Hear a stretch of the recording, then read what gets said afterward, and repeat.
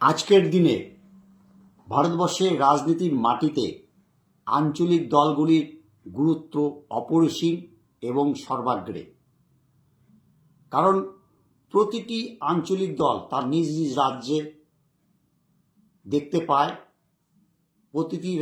প্রতিটি রাজ্যের রাজনীতিকে নিয়ে তাদের যে বৃহৎ ভাবনা থাকে বা আঞ্চলিক দলের গণতন্ত্রের প্রতি দায়বদ্ধতা আজকে অস্বীকার করার উপায় নেই। সর্ববৃহৎ ক্ষেত্রে কিন্তু খুঁজে পাওয়া যায় না। আঞ্চলিক দলগুলি স্ব ক্ষেত্রে যে তারা প্রধান হয়ে ওঠে মানুষের ক্ষমতার দ্বারা, তারা কিন্তু সেই মানুষের দায়বদ্ধতায় প্রতিনিয়ত এগিয়ে যায় তাদের রাজনীতিকে নিয়ে। তাছাড়াও ভারতবর্ষের আজকে যে রাজনীতি, সেই রাজনীতিতে সর্ববৃহৎ দলগুলির আগে আঞ্চলিক দলগুলি বিভিন্ন প্রতিবাদ সংগঠিত করে একমাত্র গণতন্ত্রের স্বার্থে। আঞ্চলিক দলগুলির যে চিন্তাধারা, যদি এক্ষেত্রে আমরা অনেক রাজনৈতিক দলের মধ্যে বাংলার তৃণমূল কংগ্রেস তথা মমতা ব্যানার্জিকে নিয়ে চিন্তা করি,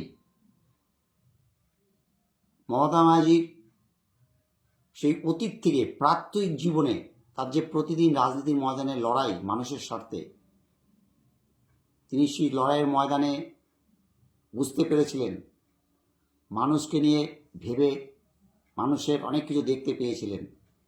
তিনি বুঝে গিয়েছিলেন সমাজ আজও অনেক কিছুর অপেক্ষায়। যার জন্যই মমতা ব্যানার্জির রাজনীতি যদি আমরা নির্বাচন ছাড়াও চিন্তা করি, দেখা যায় সারা ভারতবর্ষের মধ্যে, আমি একদম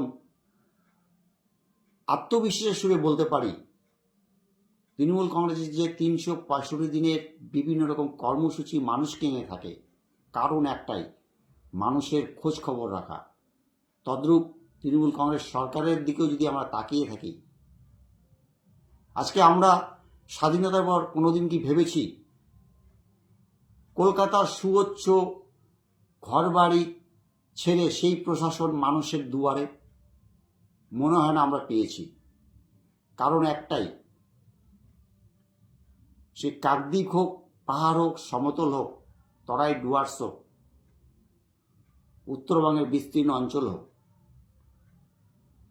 মানুষের নাগালে হাতে পৌঁছে দিয়েছে সরকারকে। মানুষ তার অভাব অভিযোগকে যেন সরকারের কাছে জানাতে পারে। এ আমার কথা নয়, 13 বছরের তৃণমূল কংগ্রেস সরকারে এমন অনেক ভুরি ভুরি নজির আছে। মানুষ সরাসরি ফোন করে সরাসরি সরকারের সঙ্গে মিলিত হয়ে অনেক অনেক অভিযোগ, অনেক সমস্যার সমাধান করতে পেরেছে। সভাপতি, এটা কি আমরা কোনো সর্ববৃহৎ দলের কাছ থেকে আজ পর্যন্ত পেয়েছি? পাইনি। আঞ্চলিক দলগুলির মধ্যে মমতা ব্যানার্জি যে পথে চলছেন, গণতন্ত্রের যে আজকের দিনে অনেক ধরনের সমস্যা, গণতন্ত্র ভুগছে সমস্যা নিয়ে, গণতন্ত্র হয়তো সেভাবে সেই জায়গা খুঁজে পায় না, কিন্তু গণতন্ত্র আজ একটি জায়গা খুঁজে পেয়েছে, মমতা ব্যানার্জি নামক একটি রাজনীতিবিদকে। যার জন্য দেখা যায় মমতা ব্যানার্জি সর্বোচ্চ ক্ষমতার অধিকারী হয়েও তারপরেও সাধারণ মানুষ হয়ে সাধারণ মানুষের জন্য একটি নির্দিষ্ট জায়গায় দরবার করছেন। এই মমতা ব্যানার্জির মতন তৃণমূল কংগ্রেস দলকে দিয়ে ভারতবর্ষের অনেক অনেক দল কিন্তু সেই পথেই হাঁটার চেষ্টা করছেন। সভাপতি, আমরা যতই ডিজিটালাইজড বলি, আমরা যতই ডিজিটালাইজেশনের যুগে রাজনীতি করি, সর্বপ্রথম ডিজিটালাইজড হওয়া উচিত গণতন্ত্রের। গণতন্ত্র যেন কোনো সময় তার অভাব অভিযোগকে নিয়ে হতাশায় না ভুগে, অভাব অভিযোগ যেন সেই জায়গায় পৌঁছে দেওয়ার জায়গা করতে পারে। সভাপতি, মমতা ব্যানার্জি এই কাজটি করছেন। যার জন্যই আজকে তৃণমূল কংগ্রেস দল তথা মমতা ব্যানার্জি, তিনি বুঝে গেছেন রাজনীতির ময়দানে সবার আগে মানুষ সত্য। গণতন্ত্রের রাজনীতির লুকোচুরি খেলা আমরা কিন্তু প্রায়শ দেখতে পাই। নির্বাচনের একে একরকম কথা, সেই মানুষের দ্বারাই যখন নির্বাচনে জিতে মসনদ দখল হয়ে যায়, তখন সেই দলেরই দেখা যায় অনেক চেহারা পাল্টে যায়। প্রকারান্তর কী হয়, গণতন্ত্র একরাশ হতাশা নিয়ে ঘরে ঢুকে যায়।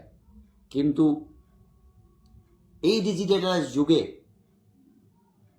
মমতা ব্যানার্জি পলিটিক্সে যে ডিক্টেটরশিপ হচ্ছে আজকাল আমরা দেখতে পাই, একনায়কতন্ত্রের একটা ভাব যা গণতন্ত্রকে কিন্তু আঘাত করে। মমতা ব্যানার্জি একমাত্র সেই ডিক্টেটরশিপের বিরুদ্ধে গণতান্ত্রিক পদ্ধতি লড়াই করছে, যা অন্যান্য দলগুলো সেই পথে এগোচ্ছে। তা আমাদের আগামী দিনের সুন্দর গণতন্ত্রের লক্ষ্যে সুনাম অর্জনকারী ভারতবর্ষের রাজনীতির সুনামকে অটুট রাখতে মমতা ব্যানার্জি এমন একটি মানুষ তথা তৃণমূল কংগ্রেস দল একমাত্র সেই পথ রাষ্ট্রকে আগামী দিনে দিশা দেখাবে। কারণ এর আগেই বহির্বিশ্বে মমতা ব্যানার্জিকে নিয়ে তথা তার রাজনীতিকে নিয়ে কিন্তু অনেক ধরনের প্রশংসার আলোচনা হয়ে গেছে।